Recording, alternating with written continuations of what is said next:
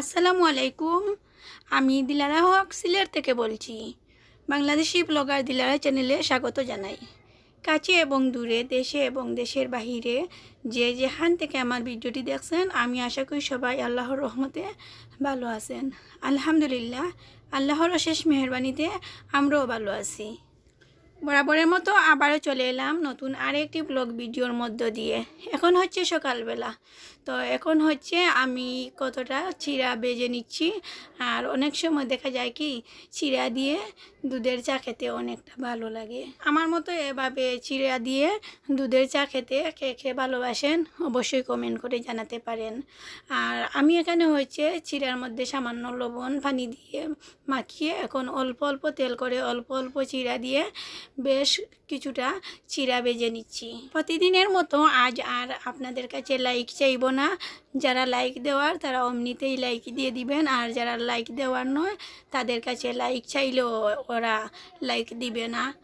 এখন হচ্ছে আমি ম্যাকারনি রান্না করব। তা আজকে অন্যরকমভাবে রান্না করার চেষ্টা করেছি। প্রতিদিন একভাবে রান্না করে খেতে দেখা যায় একদমই হয়ে যায়, বা কাউকে দিলেও দেখা যায় যে সবার বাসায় তো একই ধরনের রান্না, একই ধরনের খাওয়া।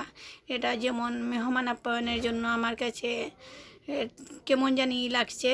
তো আজ অন্যরকমভাবে রান্না করার চেষ্টা করছি। তো আমি এখানে কিউব করে আলু কেটে নিচ্ছি, আর আলুগুলো হচ্ছে হলুদ লবণ দিয়ে মাখিয়ে এরপর হচ্ছে আমি তেলের মধ্যে ভেজে নিচ্ছি। আজ আর ডিম স্ক্রাম্বল করে দিচ্ছি না, আজকে হচ্ছে ডিমটাও সিদ্ধ করে কিউব কিউব করে কেটে নিচ্ছি। এরপর হচ্ছে ডিমগুলো এভাবে সেম প্রসেসে ভেজে নিচ্ছি। যারা নুডলস, ম্যাকারনি বা পাস্তা খেতে ভালোবাসেন একবার হলেও আমার মতো ট্রাই করে দেখতে পারেন কেমন লাগে। আমার কাছে এরকমভাবে নুডলস বা ম্যাকারনি রান্না করলে খেতে আমার কাছে অনেকটা ভালো লাগে। আর আপনাদের ভাইয়ার কাছ থেকে আমি এত বেশি উৎসাহ পাই যে কোনো কিছুই বানালে ভালো হোক বা না হোক এত বেশি উৎসাহ দিবেন, বলবেন না খুব ভালো হয়েছে, খুব ভালো হয়েছে। এতে করে হয় কি আমার কাছে মনে হয় রান্নার আগ্রহটা আরও বেড়ে যায়। আর দেখা যায় কি কোনো কিছু বানালে সবার কাছ থেকে যদি প্রশংসা পাওয়া যায় তাহলে আরও কিছু বানিয়ে খাওয়াতে ইচ্ছে করে। নুডলসটা বানাতে থাকি আর আপনারা দেখতে থাকেন। আমি যতটুকু বলে বুঝাবো তার চাইতে বেশি আপনারা দেখে বুঝে নিতে পারবেন। আর অবশ্যই আমাকে কমেন্ট করে জানাতে ভুলবেন না। আমার আজকের ভিডিওর কমেন্ট থেকে বাছাই করে 3 জন দর্শকের বা 3 জন আপুর কমেন্টের উত্তর আমার আগামী পর্বের ভিডিওতে দিয়ে দেব। আজ কিছু আপুদের কমেন্টের কড়া জবাব দিতে বাধ্য হলাম। একজন আপুর কমেন্ট দেখে আমার খুব বেশি কষ্ট লাগছিল, আর মনে হচ্ছিল ইদানিং খুব বেশি স্প্যাম কমেন্ট আসছে। তাছাড়া অনেক আপুরা ভিডিও না দেখে কমেন্ট করে ফেলেন, ভিডিওতে যা নেই তাই বলে ফেলেন। এতে করে হয় কি আমার কাছে বুঝতে আর বাকি রয় না যে আপু আমার ভিডিওটি না দেখেই কমেন্ট করেছেন। দেখলে হয়তো বা একটার জায়গায় অন্যটা লিখতেন না, আমার ভিডিওতে যেটা নেই সেটাও লিখতেন না। আশা করি আমার আপুরা যদি আমার আজকের ভিডিওটি দেখে থাকেন তাহলে অবশ্যই বুঝে ফেলবেন। আর আমি কোনো আপুরই নাম নিচ্ছি না, আশা করি আপুরা দেখে বুঝতে পারবেন। আর যারা যারা আমার কমেন্ট বক্স দেখবেন বা কিছু আপুদের কমেন্ট পড়বেন দেখে নিশ্চয়ই বুঝতে পারবেন আপুরা কোন ধরনের কমেন্ট করেন। তো কি জবাব দেব আপুদেরকে বুঝে উঠতে পারছি না। আমার মনে হয় আপুরা আমার ভিডিও মনোযোগ সহকারে দেখে না, আমার ভিডিওতে যেটা নেই সেটা নিয়ে কমেন্ট করে। আর আপুরা হয়ে গিয়ে বলে যে আমি পাশে আছি বা পাশে থাকার অনুরোধ রইল, আমার পরিবারে আসার অনুরোধ রইল, আমন্ত্রণ রইল। সব আপুদের আমি এটাই বলতে চাচ্ছি, আমরা সব ইউটিউবার আপুরা একজন আরেকজনের বন্ধু নামের শত্রু না হয়ে প্রকৃত বন্ধু হই। শুধুমাত্র কমেন্ট বক্সের বন্ধু নয়, আমরা হিংসামুক্ত হই। আমরা যদি সবাই সবার হাত মিলাই, আমরা নতুনরা যদি একে অপরের সাথে হাত মিলিয়ে আমরা যদি একে অপরকে সাহায্য সহযোগিতা করে সামনের দিকে নিয়ে যাই তাহলে আমাদেরকে কেউ টেকাতে পারবে না। আমরা কেউ যেন কারো ভিডিওতে স্প্যাম কমেন্ট না করি। স্প্যাম কমেন্ট দুজনের চ্যানেলের ক্ষতি হয়। আমি এটাই বলতে চাই, আমরা যারা নতুন ইউটিউবার আছি, আমরা সবাই যেন ইউটিউবে সার্চ করে স্প্যাম কমেন্ট কাকে বলে সেটা যেন জেনে নেই।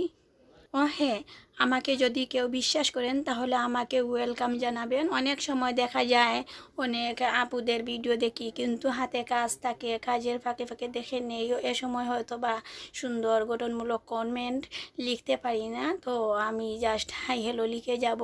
আর যদি হাতে সময় থাকে তাহলে ইনশাল্লাহ ভিডিও রিলেটেড সুন্দর কমেন্ট আমি লিখে যাব, জাস্ট বুঝিয়ে দেব আমি যে আপনার ভিডিও দেখেছি বা আপনার ভিডিওতে ক্লিক করেছি।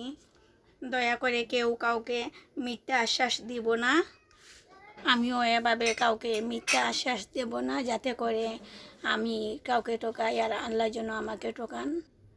আমার ভিডিও যারা নিয়মিত দেখবে আর নিয়মিত কমেন্ট করবে, আমিও তাদের ভিডিও দেখব, কিন্তু না দেখে বলো না ফুল ওয়াচ করে দিচ্ছি। প্লিজ কেউ নতুন বন্ধু হলে আমাকে আমন্ত্রণ জানাতে হবে না। আমি যখন দেখব আমার ভিডিওতে কেউ বারবার দেখছে, এতে করে আমি বুঝে নিব যে আমার চ্যানেল সাবস্ক্রাইব করেছে কি না, আমিও তাই করব।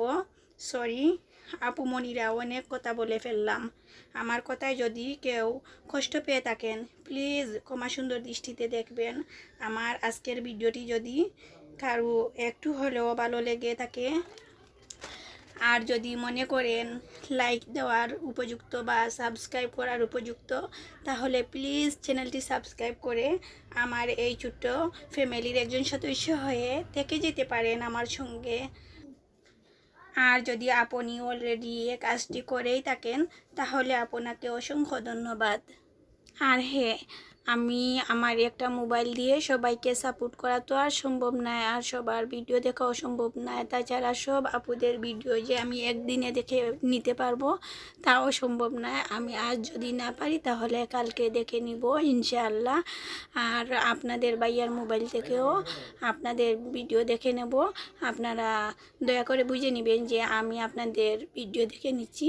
আপনাদের ভাইয়ার আইডির নাম হচ্ছে জুম্মা আহমেদ আইডি। তাছাড়া অনেক সময় এমদাদুল হক জুম্মা নামে আইডিটা শো করে, আপনারা দেখে বুঝে নেবেন। তা আমি আমার ভিডিওর মধ্যেই আইডিটা দিয়ে দিচ্ছি, আপনারা দেখে বুঝবেন। আর আপনারা যারা আমার ভিডিও দেখবেন তারা অবশ্যই বুঝে নেবেন এটা যে আমার আইডি।